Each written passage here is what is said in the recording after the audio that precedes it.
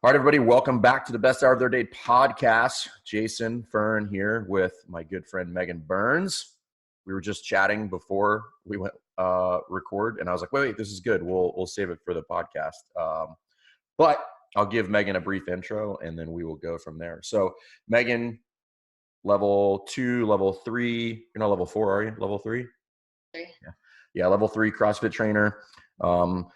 Trained a lot of really good gyms under a lot of really good trainers. So started at CrossFit Invoke back in the day, then was at CrossFit Reebok 1, working with Denise Thomas and Austin and James. Was at CrossFit One Nation, again with Spencer Hindle, Austin, CrossFit Morristown with Bill, who is also going to be on the podcast. That one.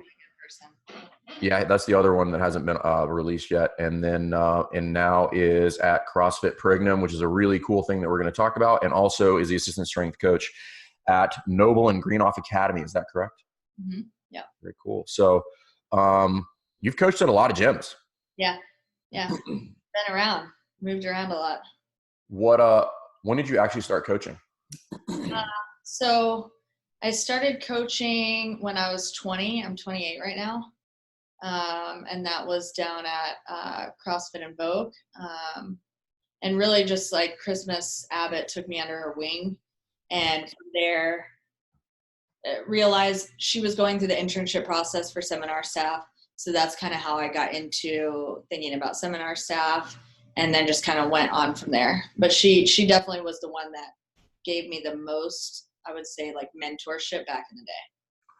I don't know if you were the youngest ever, but I know for sure you were one of the youngest people ever to make it on seminar staff. Yeah, I remember it was me and Joey Dill. We were like just freshly 21.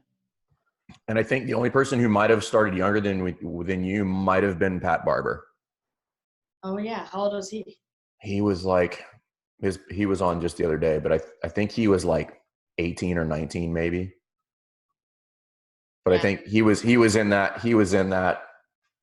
the nest at that point with Tony and Greg and all that. So but yeah, I think he might be the only other one that was younger, which I think is significant because working on seminar staff is what I would consider an adult job. Mm-hmm. Yeah.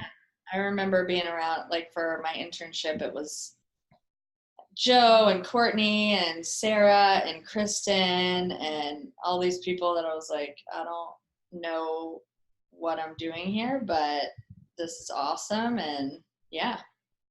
I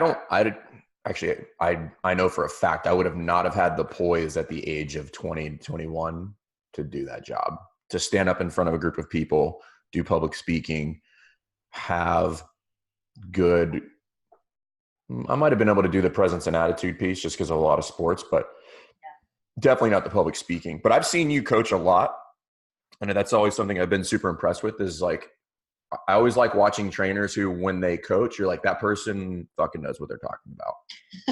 Thank you.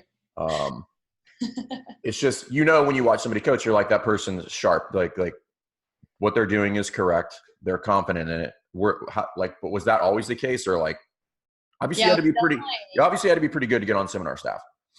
Yeah, I don't even know if I was really that good. Maybe I was just like friendly, and then Joe was like, okay, we're just going to give this girl a chance. I don't know. I remember being like, there's no way I'm going to make it. But I do remember there was like a point that people were telling me, if you want to gain more respect, you need to be more serious. So I kind of went from this always joking around, kind of the like little baby, and then I went to full serious mode. Like I remember one point Denise watched my lecture and she was like, I don't think you went from like out of robotic mode with a completely straight face and like you looked angry out there one time. So then I was like, okay, I like shifted too far the other way, because I was like, I just want everybody to respect me. And that now I'm kind of like finding the groove the past couple of years, but it was definitely a weird shift of like the baby and then way too serious. And then, even like, I remember Bobby telling me like, you need to stand up straighter. You need to be like, there's definitely a lot of, growth that's happened over 7-8 years of being on seminar staff that has shaped me into the person I am now with a lot of, like we have so many good mentors on seminar staff, that I don't know where I would be without having those people kind of guide me through that point in my life. That's always been a fine balance to have, is that being the authority while being engaging. Like that can be a very difficult kind of task, Yeah. particularly in front of the group. I know I've struggled with it over the years.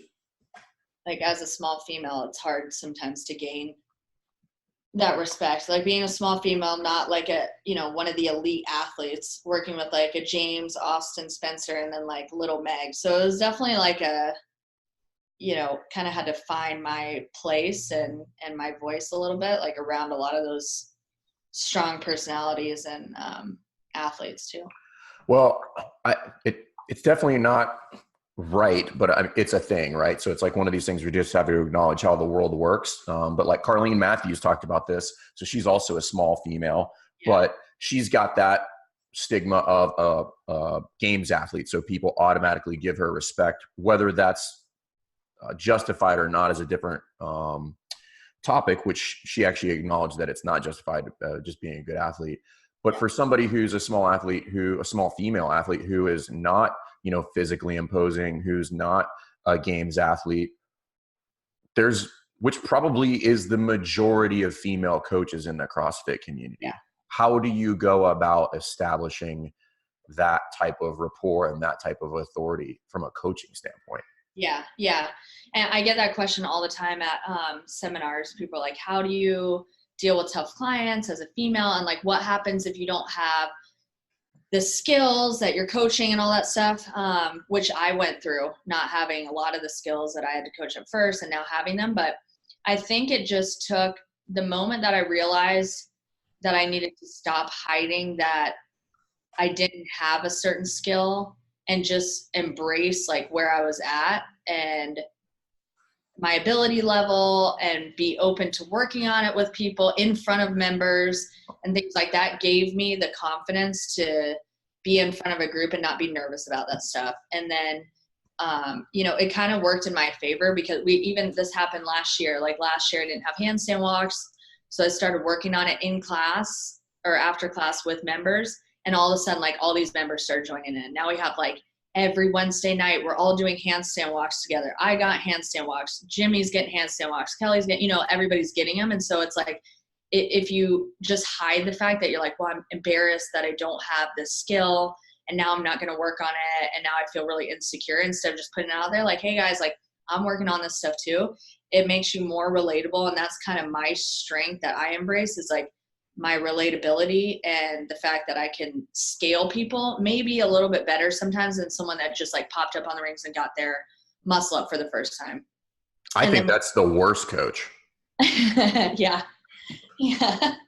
And then when it comes to like, advanced athletes, and I will learn from other coaches things that I can say, when I'm watching like a Spencer and Austin, like teach somebody how to cycle muscle ups or things like that before I had that skill, then I'm having to learn from them and kind of know where I'm at, where I can give feedback, but that I can still coach the movement and, learn from other coaches that maybe have more experience with advanced athletes or advanced skills.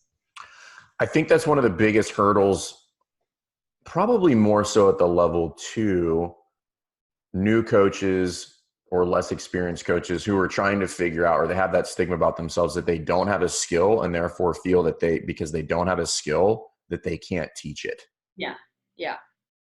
And so it's just like embracing that and working your ass off to get it and doing it in front of other people, and not being like, oh, I'm going to do this privately by myself and be really embarrassed, and like putting it out there to others, getting help from others, embracing scaling options, like can really be something that helps bring you down to the members level almost, but also, show them that like you're trying to work your ass off to get the skill, and you're not just like, oh, I don't have handstand walks and I don't care to work on them, right? You're like, I don't have them, I care to work on them, and I want you guys to work on them with me, so we're all going to do it together. Yeah, I think that's important too from a leadership standpoint of, you have to be willing to do yourself what you're going to ask of your athletes. So if you're like not going to work on that stuff, then you can't tell people hey, you can't do handstand push-ups because you don't fucking know how to walk on your hands. So, you know. And I love it. I mean, we do it, like, I've gotten some of the kids at the high school to like practice with me and stuff. And it's cool that their coach can work on stuff with them instead of like the typical high school setting where it's like, well, the football coach is really never going to like play football with it. I mean, they might, but like they're off to the side and the players are playing. Whereas like for me, I'm working with some of these kids doing handstand walks, failing. They're doing it with me. They're failing. We're all getting better together. So it kind of promotes this sense of like, nobody's better than anybody. We're all doing it, which is exactly CrossFit. We're all doing the same thing together. And we're, you know, working on our own, like on our own level. What sports do you coach at the high school? So it's a strength and conditioning program. So what they have is an after school program where they split a group of kids that sign up for this afternoon program into 3 different groups or 2 different groups. So like in the fall and winter, we have big groups. Maybe it'll be groups of like 20 or 30. We take them through always a lift and accessory work. And then 1 day a week, we have a team competition, which is usually CrossFit. So that's where I get to program the strength coach programs, all that. It's kind of more like linear strength work that they go through. And then in addition to that program, we'll have teams come in. So it's any team that wants to go through strength and conditioning on the off season or even in the in season. But I don't teach like a specific sport. It's just a strength and conditioning. So my title is assistant strength and conditioning coach. That brings up 2 questions. The first, so that's actually really cool. So this is not the program that you are coaching is not sports specific, obviously, or just for sports. It's for any kid that just wants to get in the weight room. Yep. Yeah. So I think they originally brought me in because they were having more girls sign up for the program. The strength coach is kind of like typical, you know, what you would think a strength coach is, like big guy. He can probably, you know, bench press like 300 pounds plus, whatever. And then the girls were a little timid and they like didn't really have anybody to relate to. And then my experience with like Olympic lifting and things that they don't really do. So we kind of are a good pair together because he has his strengths, I have my strengths, and then we put them together.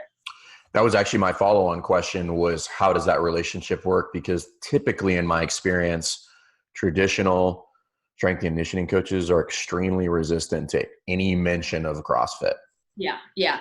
Kevin, the strength and conditioning coach, is really awesome and open-minded to pretty much anything. I mean, we follow his program. Like he has a set, you know, like what they're going to do for their lifts and their accessory work, which is a lot of stuff that I've learned that is different than what we do in the CrossFit world, like single leg stuff, all that stuff for injury prevention, which is good for me to know because it may not be the best for in-season football players to do CrossFit, right? Or to, you know, like they need to get their injury prevention stuff and all that in their programming. But he's super open. And also the athletic director is, he's really into CrossFit. I met him through One Nation and he is Heather Bergeron's ex-husband.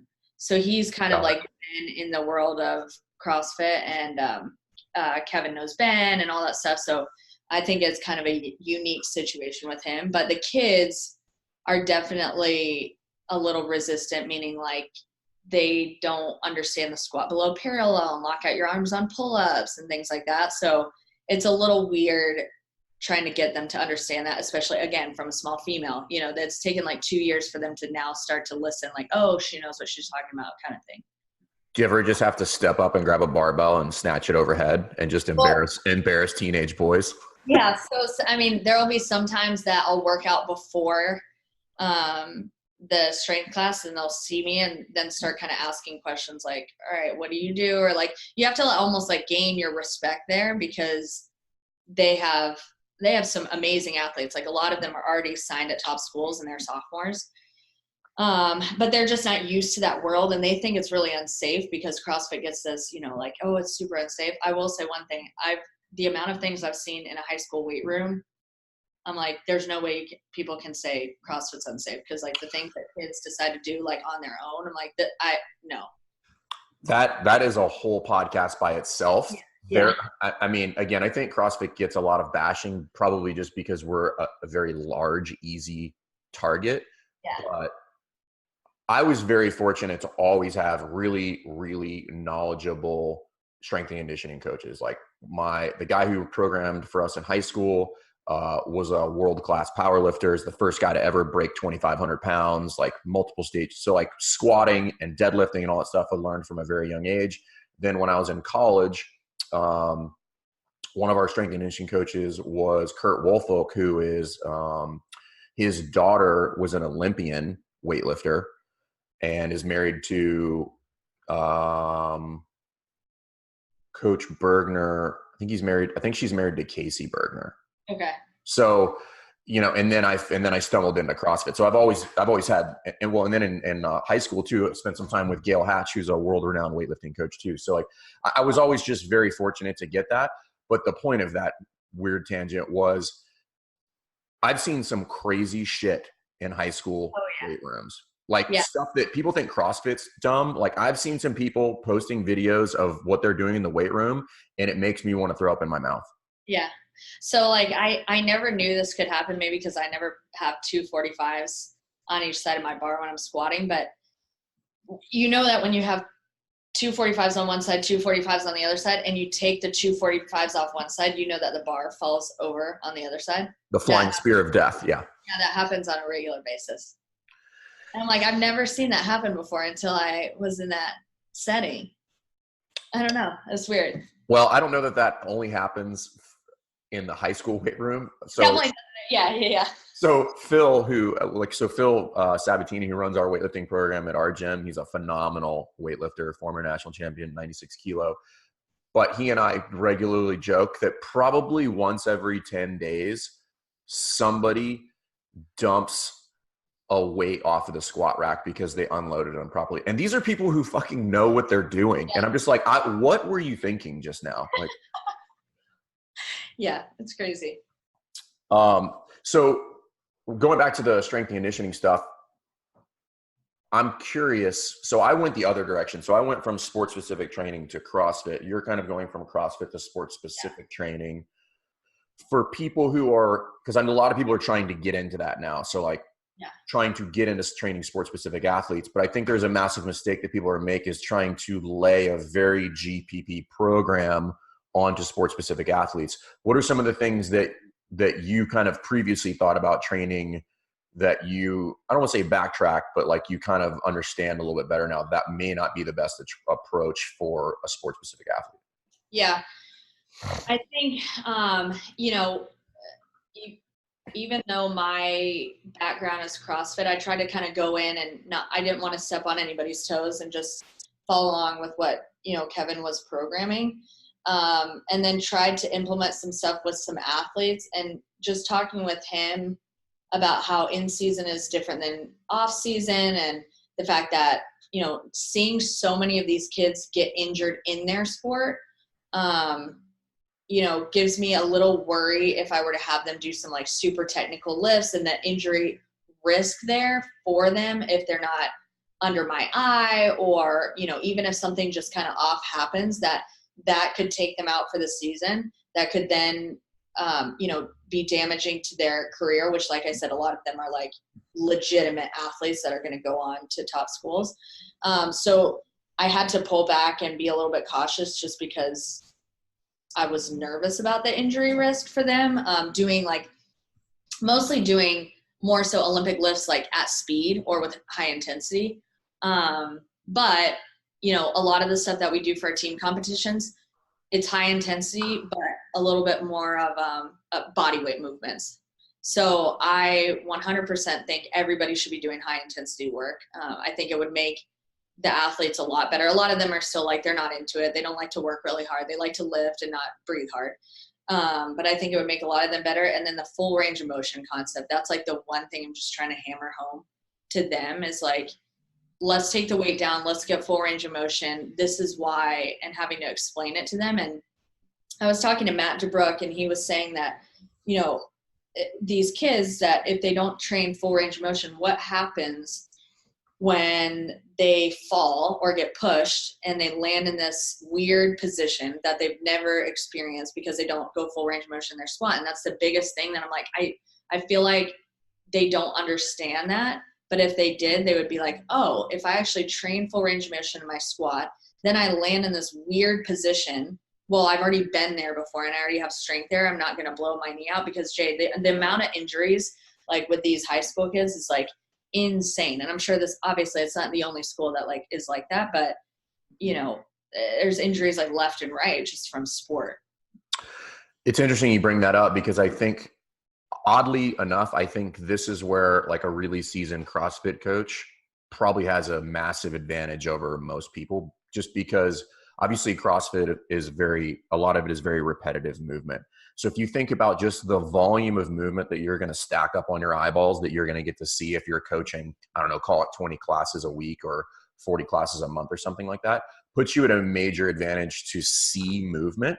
And then when you walk into a weight room and you understand that pelvic shift in a squat, valgus knees and stuff like that are prime predictors for ACL injury, and it doesn't take you any time to see those things, you're like, we have to fix that squat. We have to fix that squat, and injury preventions injuries rates will just plummet.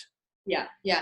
And I really think that like, you know, in the strength and I'm sure like when you were in high school, like they don't really have, like we do coach when we're in the strength and conditioning like class, but outside of that, kids just come in by themselves and they're lifting, they're not getting this like specific coaching. And that's what I feel like the strength and conditioning world sometimes can take from CrossFit is that like nothing is being done if you're at a good gym without being coached. And you know, you're not going to lift that weight because this is what you look like right now. This is what we need you to look like right now. This is how you're going to hurt yourself if you lift this weight, you know, so on and so forth. But that's the one thing that I'm like trying to get a little bit more coaching on a regular basis for the kids that just come in there by themselves. Yeah, I think that the coaching, because like even though I had good coaches, a lot of it was just like do this, and a lot of people are just kind of hanging their hat on the fact that like kids are just resilient. Like it's really hard to break youth athletes. Right. However, and generally it doesn't happen in the weight room. It happens on the playing field because of poor mechanics. But the way I try to explain it to kids and parents, more importantly, is what we're actually trying to teach is like physical competence, right? And the difference between you know, unknown and known environments is like the weight room is known. Like I know you're going to do this and I know you're going to move in this movement pattern. Like everything there is understood and I can demonstrate. When we leave the weight room, everything at that point, we step onto the court or the playing field is an unknown environment. You have to deal with different planes of motion, move in directions without prompt. You have to deal with another athlete who's going to mess up or impede your movement patterns. And if athletes can't move well in a controlled, known environment, there should be zero expectation that they can do that in an uncontrolled environment. Exactly. Yeah, totally. That's a great way to put it. How long have you been there? 2 years. And then have you seen? I'll be working there again in the fall. Okay. And then have you seen a little bit more buy-in, a little bit with kind of, I don't want to say the CrossFit side, but with like just the addition of that style of training since you've been there? Yeah. I mean, I think people now are starting to or the kids now are starting to buy in a little bit more to, you know, why we do a full range of motion squat, why are we locking out our pull-ups, things like that. But especially the high school boys that are maybe the more like elite athletes would never come up to me and be like, hey, can you help me with this or that? And so now I think just from me working out there and me coaching and, you know, seeing results with the program, that now kids will come up and be like, hey, Coach Burns, they have to call me Coach Burns, which is so weird. Hey, Coach Burns, can you help me with this? Or what do you think about this? Can you give me some accessory work? And I'm used to them always going to Kevin. And I think it was just like, they know Kevin. He's like the guy that's, you know, obviously like looks like he can lift a lot of weight. He can lift a lot of weight. So why would they come to me? So it's been cool this year, especially seeing them open up just a little bit more and be receptive. They all like, I don't think I've had anybody really buy into CrossFit. I have a couple kids that like I'll give workouts to. But anytime we do team competitions and we have to run like 2 laps around the track, they're like, no, you know, I'm like, hey, strength and conditioning program. Like, what do you think you sign up for? And they're like, we don't like to, you know, get out of breath and this and that. I'm like, yeah, me neither. Another thing like I would implement more is like, we need to like have them condition more. And Alex, who is the one that I said has experience with CrossFit, he would send his basketball girls to us and like want them to be conditioned, because he's like, last year we were really deconditioned and like we could play well, but we couldn't last for a long time. So all that stuff, you know, getting people to see like there's carryover, and it's not just like CrossFit is in its own bubble. Like, how does CrossFit style of training carry over into sport? Can be really helpful. People just understand and keep their, you know, minds open to it. I'm going to call you Coach Burns from now on. It's so weird. They're like, what's your name? I'm like, Meagan. Coach Burns. The head of the school, like, you're not supposed to say the first names. First name. I just saw a weird video of like some kid walking through the halls just calling all the teachers by their first names, and they're all freaking out. Yeah. So on a different not a different topic, but just different question. What have you taken from that traditional strength and conditioning side, or have you taken anything from there into the CrossFit gym? Yeah, I would say definitely it's given me a lot. I would say it's given me a lot of knowledge on the injury prevention and accessory work that they do there. All the lifts are the same. Like, we do hang cleans and at the school, and back squat and deadlift, but single leg step up, banded work, like all that stuff to specifically prevent ACL and, you know, get you balanced from one side to the other. A lot of hamstring work, things like that sometimes we miss in the CrossFit gym. I've started to implement that a little bit more, just, you know, here and there, like after classes, because I've learned that from the school. That's what I thought you were going to say. And that's something we started implementing like at CrossFit Rife like a year ago, maybe. Yeah. Is, well, it does two things. A, it kind of subtly and subconsciously like gives people some of those pieces that they're missing in their movement, either whether it's unilateral movement that they suck at and they have imbalances, or they have an injury or something like that they've been compensating for that they're not aware of. But it also has helped us really scratch the itch of people wanting to do more. Yeah. Yeah. And it helps us kind of eliminate that, like, I want to do multiple workouts. And it's like, well, are you doing all the accessory work? Because I mean, I would tell you, like, virtually nobody does all of the accessory work. Right. Yeah. And that stuff is hard if you do it right. So it's like you're getting the injury prevention and it's tough. Well, I think it's also a different type of training that most people aren't used to, which it's generally you're dealing with like localized muscle fatigue, which is not generally what we deal with in CrossFit. Like, it's like full metabolic conditioning where like the system just wants to shut down, versus when you're doing accessory work, it's like my triceps can't press anymore, or my hamstrings are about to blow up from these banded hamstring curls. So it's different. And I think that allows them to really kind of take a step back and say, okay, this is a lot of work actually. Yeah. So I want to back up and I want to talk a little bit about kind of how you got there and kind of that journey, because I don't think people kind of picked up on this when I gave the intro, but the gyms that you've been at are all good gyms under good coaches. But I'm curious kind of like, what, if you look back on it now, like, what does that evolution kind of look like? Was there something you picked up at each location, or are there certain skills that when you went from gym to gym that you realized you were deficient at, or kind of how does that look when you look back at it now? Yeah. I mean, each one was definitely hard to leave, because I was with such good people and such great mentors, and they're all seminar staff at each gym that I worked at, which was awesome. So I never had to deal with, when people ask a question at the level one, well, what if the owner of the gym wants to do 5 workouts and that's not the way or whatever, how do you deal with that gym owner? It was always like, we were always on the same page, which was really cool. When I was at Invoke, that was when I was really just kind of like learning how to coach and being mentored by Christmas. And then going up to Reebok CrossFit 1, I was still really young and like still kind of learning. And I ended up leaving Reebok CrossFit 1 probably before I should have, just from making decisions in my life. It ended up leading me back to CrossFit One Nation, but I probably would have never left there in the first place.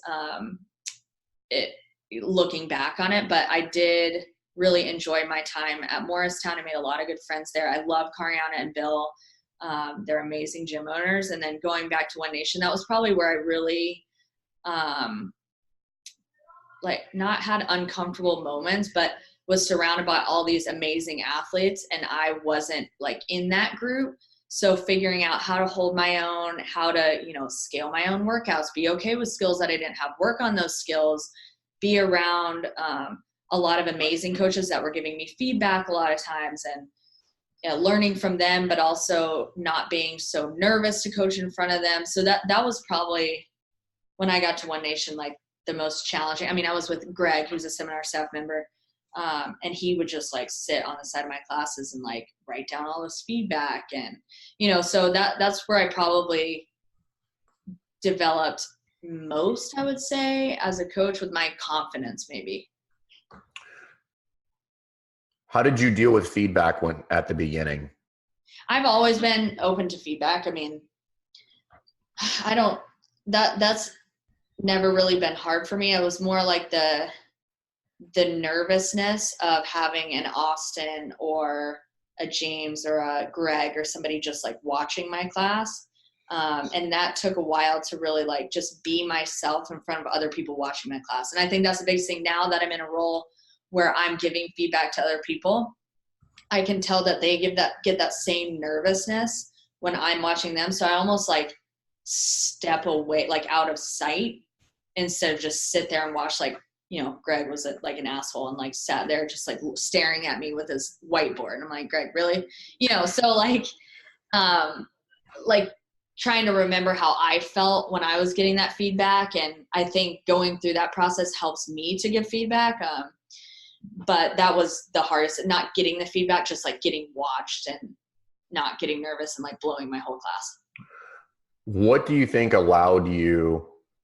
So that's kind of an abstract concept, but it's very valuable, but it can be hard to wrap your brain around as a new coach, which is like, just be yourself. And you're like, yeah, but I'm about to piss my pants because you're over there jotting notes, and this class is huge and it's the snatch and the muscle up. So like, how do you go about getting to the point where you're like, I'm comfortable being myself at this point? Yeah. I think, one thing that I definitely have learned from working with Austin is, like, you really need to practice what you preach. And I think once I, started like dialing in my nutrition and working on the skills I need to work at, and actually taking class and scaling myself appropriately and all that kind of stuff, and not just like working out by myself and doing my own thing, or like, being kind of bought in with the nutrition, but kind of not. Like, that's when I felt like I not had a leg up on other members, but like they respected me because I was, eating the way that I was telling them to eat, and like working on myself and my workouts the way I was telling them to do. So it kind of came a little bit more naturally once I started to do that. Yeah, I think one of the biggest things, and you can speak to this too, but like one of the things that I really try to harp on in the level 2 particularly is people just are not putting in the work. Yeah. Like they're not putting in the work to do the stuff that's not sexy. Like learn the points performance, learn the faults, practice giving cues, do dry runs on your lesson plan. And that's what I try to really explain to people, is like, that is how you become comfortable in your own skin from a coaching standpoint, is when you can start to develop that kind of unconscious competence where I'm not thinking about what I'm doing. This is just how I do things. Right.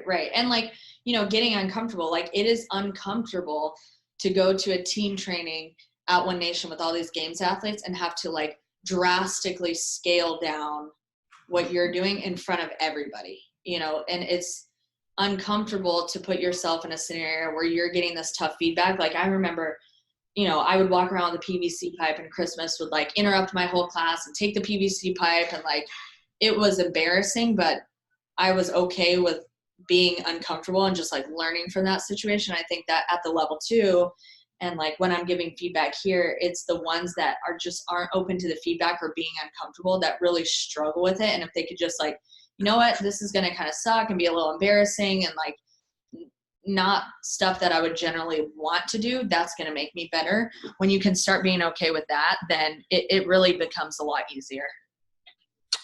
Yeah, it's just such a hard thing to break through on because it's painful in the process. Yeah. But, Chuck brought this up on that previous episode, which was, that feedback piece and that uncomfortable piece, like, is that critical piece that allows you to grow. Like, there's no other way other than constantly being in that kind of cycle of like, this is your feedback. This is where we can get better. These are things you do well, but this is things that you do like, okay. And then at some point, like, you just suck less. And you probably spend a lot of time in the suck less category before you're pretty good. And the things that you're talking about are largely abstract in nature. They're just like, hey, don't stand that way. Like, fucking smile occasionally, like stuff like that. Yeah. And so now it's interesting now that I'm in a role where I'm giving feedback and realizing like how challenging of a job that is to give feedback, because not everyone responds to feedback in the same way. And I respond to feedback like, I want you to just tell me, hey, like, this podcast sucked. Like, next time you do it this way. And then I'd be like, got it. Like, we'll do another podcast, or versus like, okay, it was all right, like kind of beating around the bush. And I'm realizing that not everybody can take it like that. And I can't be so like, hey, that wasn't good. Like, do it better this time, do it this way or whatever, with everybody, because that just does not work with everybody. I think that's actually like perfect segue into the next piece, which is I kind of wanted you to talk about your time and things you guys are doing at Per Ignem CrossFit now. Yeah.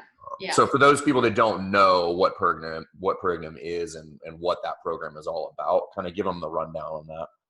So Per Ignem CrossFit supports a nonprofit, which is the Phoenix, which supports folks in recovery. So it's a free, active, sober community. And so any membership for Per Ignem that's paid for, just like any CrossFit gym, goes directly to support the Phoenix, which is a nonprofit. So anytime someone signs up, it paves the way for 4 people to come on the Phoenix side for free. So it's a really cool concept because the for-profit side is completely supporting the nonprofit side. And then there are multiple locations. So there's one here in Boston, there's one in Colorado, there's one in California. The Phoenix has been around and is all over the US, but the CrossFit gyms that are attached are in those 3 locations. And those are all Per Ignem locations, correct? Yep. So Mike Brady runs the one in Colorado, right? Mm-hmm. Yeah. Who runs the one in California? Caitlin Honeycutt is the head coach over there. Okay, cool. So what is that? I would imagine there's some people that would be freaked out just by the thought of trying to deal with addicts of any substance. But what are those classes like? Yeah. So we have one consistent class a day that's free for people to come in that are either in recovery or supporters of recovery. And we have a team member agreement that they have to abide by, like 48 hours to sobriety. You're not going to see anybody like take their shirts off. We're going to have clean language on the music and just be respectful and all that kind of stuff. And they always, how the Phoenix works is they always have a peer in recovery coach those classes. So I'm never the one to coach unless they need some coverage, and there always needs to be someone else, like a staff member, that's there to assist me if I'm coaching the class. The Per Ignem classes are only for the paid for clientele, and they do not have to abide by the team member agreement. So that's like the 5:30, 6:30 a.m. noon class, 5 and 6 p.m. But it definitely is, and we were just talking about it this morning. It is, a little bit of a different culture than you'll see maybe at a regular CrossFit gym, because we're all under one roof. So the Denver location has a Per Ignem in one building and the Phoenix in the other building, so they don't really mesh. A lot of the time we're all under one roof, so there is some overlap. So when we had our Memorial Day workout, we're not having like beers after, and you won't see people with their shirts off and things like that. So we try to be pretty upfront with people coming in on like what we're about and what we support. And we have a pretty small community now because we just opened in the end of September.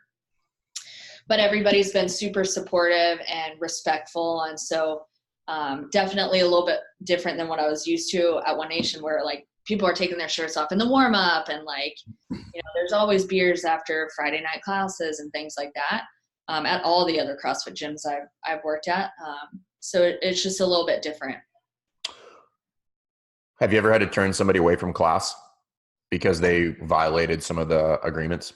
Yeah, usually, you know, there are some awesome staff members that are here that are, you know, experienced with dealing with people that may not be completely sober and abiding by the team member agreement.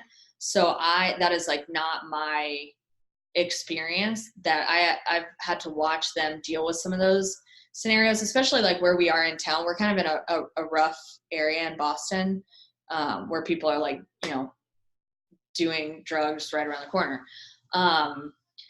But they've handled it really well. That I'm learning a lot from how they handle these tough situations, how they talk to people, what people look like when they're not 48 hours sober. And that's not something I've dealt with a lot because I don't have anybody in my family that has had experience with that. I'm not in recovery. So it's it's just a different, after doing CrossFit and coaching for so many years, it brings a new perspective, and it's cool for me because it's something new that I'm learning and having to like get feedback on like how I had to deal with that person and, you know, tell them they couldn't be in class or whatever.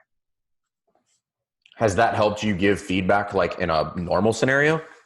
Yeah. I mean, we have, now that I'm giving feedback to, there's like 6 different people that I'm giving feedback to on a regular basis. And some are in recovery, some are not. And it just kind of depends on like where they're at with their coaching career, where they're at with their personal life and their recovery, and like how they're used to taking feedback. And if, you know, they are not used to that or get defensive or are completely open to it or a little bit more sensitive or not. There's definitely a lot of different personalities, which has been challenging for me and also good because this is, again, it's like new to me to be able to give feedback because I've never been in a head coach role before. But just having to realize like pretty quickly on, okay, this is not, my feedback style is not going to work for some people that I'm giving feedback to. Chuck brought up something really cool that I had started doing just coincidentally myself, which is just lead with a question rather than lead with your feedback, which is just like, how do you think it went? Yeah. And actually the guy, one of the guys that, or the Per Ignem like manager, he oversees everything. We were on a leadership call and he was like, I usually lead with that. Like, how do you think it went? Now I do that. And I'm like, that's the best piece of advice I've gotten, is just like ask first. And then it usually leads to, versus I was giving it more of like just what I thought right away. Because sometimes people will tell you all those things. They're like, I had a shitty night last night. And you're like, okay, well, cool. Then I'm going to basically chop the bottom half of this feedback because it's not relevant at this point. Totally. Yeah, but that's been one of the biggest things that I've learned is like just lead with a question first. Most of the time they're right on the feedback anyway. They already know what they did wrong. Like you can just now give them the corrective actions in order to do that. But they acknowledge it instead of you saying you fucked it up. Yeah. What are some of the biggest things? So like a couple things, like what are some of the biggest things that you've learned with dealing with people in recovery? And then kind of some do's and don'ts. And then if people want to get involved with that, because I don't know a whole lot of people who are not affected by, by that, either whether it's, 1 or 2 degrees of separation, but like, I think virtually everybody knows somebody who's in recovery. So first thing is, what are some things that you've learned in dealing with folks that are in recovery? And then if people want to get involved, how do they go about doing that? Yeah.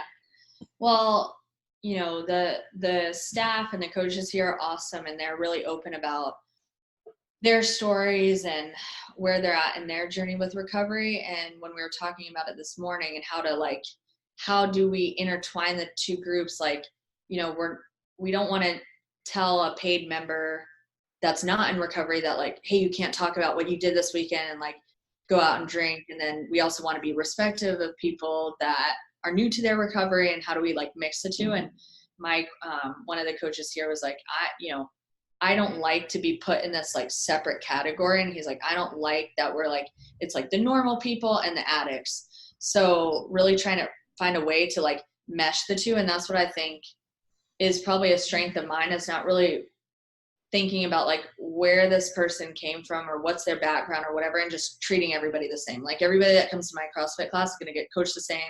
We're not going to put like people that are maybe a little bit more sensitive to I know sometimes people ask us at the level too, well, what if I hurt their feelings? Like you're obviously not trying to coach and like yell at everybody, but everybody should be getting coached and corrected regardless of who they are, to then just like reduce that stigma around like, hey, there's two separate groups, and people in recovery still are, out in the world and living around people that are drinking or whatever it is. And just being respecting them, but also like not treating them any different is the biggest thing that like Mike was saying today. He was like, I don't want to be treated any different. Yeah, I think that's hard to, it makes sense when you say it, but like sometimes we just kind of unconsciously like act differently towards people. Like I was just thinking before, is it even okay to call people addicts? Like, and I should probably know this, like my mom is a recovering alcoholic and alcoholism runs in my family, but I'm like, do you say they're in recovery?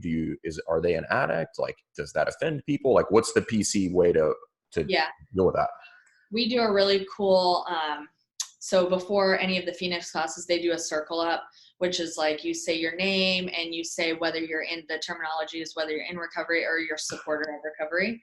And so each person can go around and say what they want to say. And that was another thing that I, kind of had a question of like, what if people don't want to say, or do they like to say, or, and sometimes people come in there, like, I'm an addict. Like it usually we use the term recovery, but we're not going to like shut somebody down for what they want to say. But, Mike was saying again to this guy, he was like, it was really empowering to me to be able to stand in front of a group and be like, I'm in recovery and fit in with a community of people and work out in the same space as maybe a supporter or someone that's not in recovery, and be proud of that versus like, outside the gym walls, sometimes it's like this weird thing where, you have to kind of keep it private or people don't understand, or, he was like, I feel really comfortable in this gym to be able to say that. And I think that's the cool thing about CrossFit is like, it just promotes that nobody's better than somebody else. We're all working out, doing the same thing. And so that's typically what we'll say when we go around the circle. That's cool.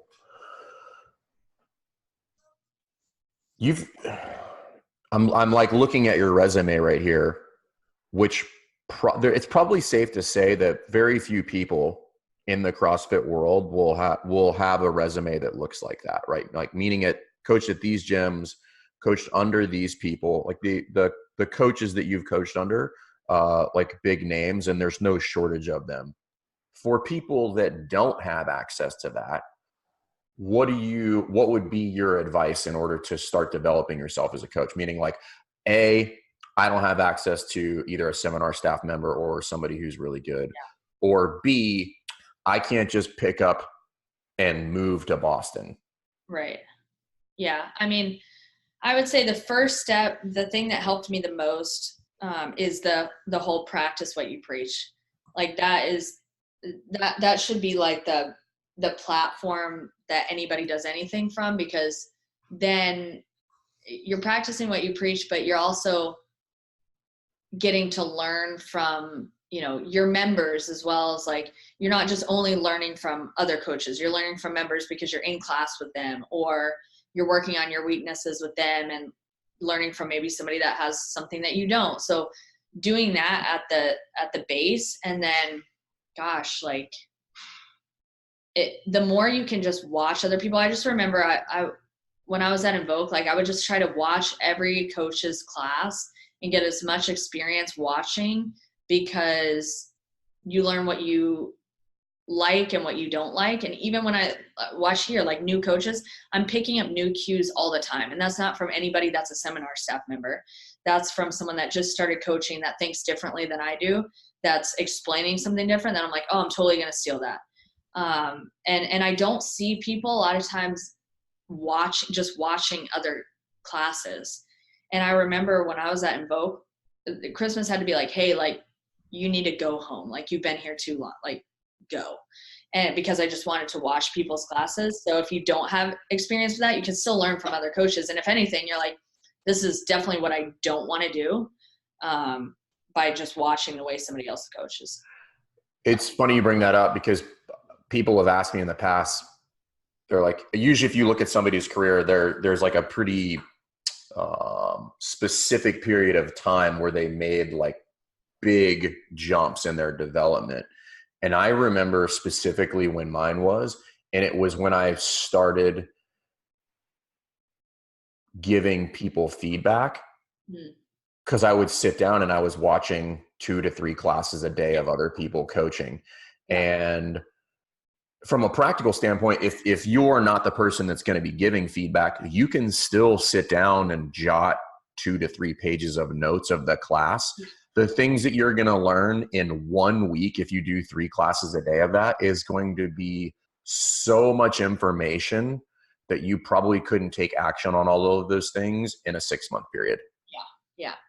And I think like from, being at One Nation and then being here, and what we require here is like doing the whole lesson plan and preparing for your class.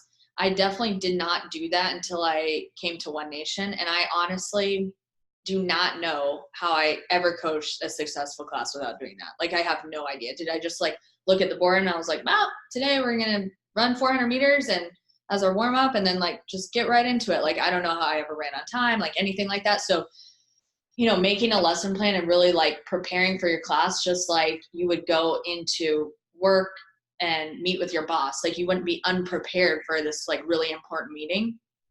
It's the same thing with this. And so even if you're not watching somebody else that's super successful with their coaching, it's like preparing for your class like you would prepare for out in like, the business world is something that I think people forget to do because it's so easy to just look at the board and they're like, no, I'm just going to do this today and wing it. Yeah. I mean, I'll just tell you my experience. Like I did not coach any good classes for years because I wasn't prepared. It wasn't like, how did I ever do that? And it's like the class went down, but it was just a goat rope, but nobody died and everybody did some fitness, but like at no point did it resemble an effective, kind of impression of what coaching should look like. Yeah. Yeah, definitely. Cool. If people want to find any information about the Phoenix project or Per Ignem, like where's the best place for them to search for that stuff? So the best place is probably on the website, thephoenix.org, or they can just go to Per Ignem, CrossFit.com, and then they'll see information from both. There's an explanation on the Per Ignem CrossFit of what we support and what our mission is, and then there's more details with the Phoenix side that the Phoenix is also at locations. Like we have a guy named Ben who's on the Cape, and he has one Phoenix class a week that he holds at his gym. So he's not a Per Ignem location or a Phoenix location, but he's still holding that class. He's in recovery himself, for people to just come in for free. So, you could have that at your gym, right? And like have one class on a Saturday at 10 that's a Phoenix class where people can come in that are in recovery or supporters of recovery. So that's a pretty cool thing that they're doing too. Yeah, that was kind of my question. Is it like an affiliation process or you just kind of try to put it together? Because Carlene Matthews, she was saying she does something very similar because she's in recovery as well. But to my knowledge, she's not involved in that project. Yeah, so that's a different side of it. That's the Phoenix Rising side. And it's not through an affiliation, but that I don't know exactly how it works, but they would just open that class up. But I do believe it needs to be someone that's in recovery running that class or someone that's trained on that, because they do like the peer-to-peer model there. So Ben can do it at his gym because he's in recovery, and then he can also lead that class. Got it. Okay, cool. Last thing. What podcast or documentary series are you watching currently? Do you watch TV? Yeah. So I just got done watching The Final Table on Netflix. Have you seen that? It's a cooking show, right? It's really good. And then I just got into that Sherlock Holmes show on Netflix. It's called Sherlock. Oh, I know what you're talking about, but I haven't watched it. I don't watch a ton of TV, but I know what you're talking about. That's really good. And then the podcast I've been liking. Do you know who Dr. Anthony Gustin is? He's got a keto podcast. Oh, okay. Let me see what the name of it is. And I'm not a big, like, this is not because I'm keto or anything, but he's a really knowledgeable guy, and he's got some great, the Keto Answers podcast with Dr. Anthony Gustin. And, he's a big keto guy, but he's got a lot of other, like, great nutrition information, and he's into CrossFit. He was on the Bruce Strength podcast and stuff, so he's got a lot of good information, and he kind of breaks it down into a non-sciencey way of talking. I like it. Yeah. Cool. Last thing, anything, Ackerman likes this question and I like it too. Is there something, a belief or idea that you've had in the past that you no longer believe? I think probably, I guess this is just like fitness related, but that although I work for CrossFit and I'm all about CrossFit, and I live the CrossFit lifestyle, that's not the only way. And so my idea has shifted, because it was even when I started working out at high school, I'm like, it's only CrossFit. Like, we can only do it this way. It's not that. And while that is my belief, I'm a lot more open-minded to other areas of fitness, because at this point, I really just care that people work out and that they eat healthy. So it's less about like, this is the only way, even though I think CrossFit is the best way, but more that they just work out and eat right. I like that. And I've kind of come to that same realization over the last couple of years, that like, if you're going to ask me like, what is the best possible program to get people to peak health, CrossFit, bar none. However, there is a tens of millions, if not billions of people that are never going to do CrossFit. Yeah. So maybe I just have them do something else. Yeah. And we had a boot camp class at One Nation that the guys would come in, they like could care less about fitness. They're, a lot of them are overweight, and like in the middle of the workout, they'd start doing push-ups, and there are no push-ups written in the workout. And it's like, what are you doing, man? And they're like, just trying to get my arm pump. And you're like, you know what? Go ahead. Like, rather you be here than not be here. That's a good idea. I'm going to join you. But back in the day, I would be like, no, like you're doing it, and it's not that we let everybody do whatever they want, but it's like those guys, they just want to come in and like, they want to get their pump on, like they're working out rather than be there than not be there. I think Pat Sherwood said this a while back when I was talking to him. He's like, listen, he goes, if people want to be gym rats, yeah, just let them be gym rats, dude. Like, it's clearly making them happy. So don't try to impose your will on them. Like, just trying to like gracefully guide them to good decisions. Yeah. That's a good question. Yeah. Cool. All right. Well, hey, I'm going to ask you a question. Okay. All right. Okay. So we always do icebreakers in that 11 o'clock class. And so we've used like every possible icebreaker like on the planet. Okay. Do you have like one icebreaker question that's your go-to? That's not just like, what's your favorite food? Ooh, yeah. So this one has to do with the zombie apocalypse. So you just look around. Yeah. You have to look around the class and you just say, hey, you get to pick one person in the group to take with you. Okay. On the zombie apocalypse. Who's it going to be? But you have to say why. Okay. I love that. We're going to use it today. We were doing this at the like New Trainer Summit years ago with it was like me, Tosh, who actually we need to get Tosh on the show. Or somebody talking about it. Yeah, and it was like Andrew Charlesworth and a bunch of, and like Nicole Carroll was there, and Tosh basically said he would kill Nicole because he would rather her die by his hand than by the zombies and stuff like that. It was so funny because she was so offended, and like it was incredible though.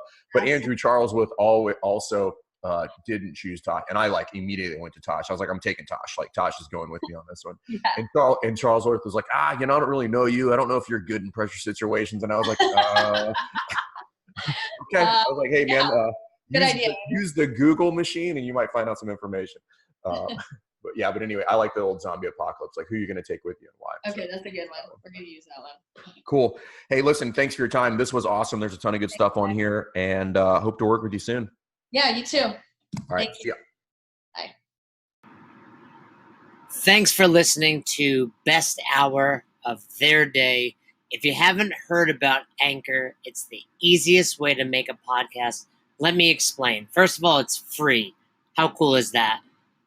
There's a creation tool that allows you to record and edit your podcast right from your phone or computer, so it becomes super simple. Some of these episodes with Fern or Todd or myself chatting with one another, we've done right within the app itself. Anchor will make it easy to distribute your podcast to all platforms, Spotify, Apple, and many more. And you can make money from your podcast with no minimum listenership. It's everything you need to make an awesome podcast in one place. All you have to do is download the free Anchor app or go to anchor.fm to get started today. Come on, who doesn't have Spotify at this point? And if you were unaware, Spotify now is offering podcasts. That's right. On Spotify, you can listen to all your favorite artists, but also podcasts in one place for free. Spotify has a huge catalog of podcasts on every topic, including the one you're listening to right now, Best Hour of Their Day. On Spotify, you can follow your favorite podcasts so you never miss an episode. Premium users can even download episodes to listen to offline wherever you are, something I always do before I hop on a plane. And you can even easily share what you're listening to with your friends on Instagram and other social media platforms. Here's the deal. If you haven't done so already, be sure to download the Spotify app, search for Best Hour of Their Day on Spotify, or browse some other podcasts if you want. You can find them in your library tab. And also make sure to follow me so you never miss an episode of Best Hour of Their Day. Thanks again for listening to Best Hour of Their Day. We hope you enjoyed this episode. And if you did, one more time, please leave us a review on Apple Podcast and send us any feedback you have to @besthouroftheirday on Instagram and besthouroftheirday@gmail.com if you want to shoot us an email. We appreciate you. Thanks again. Have a great rest of your day.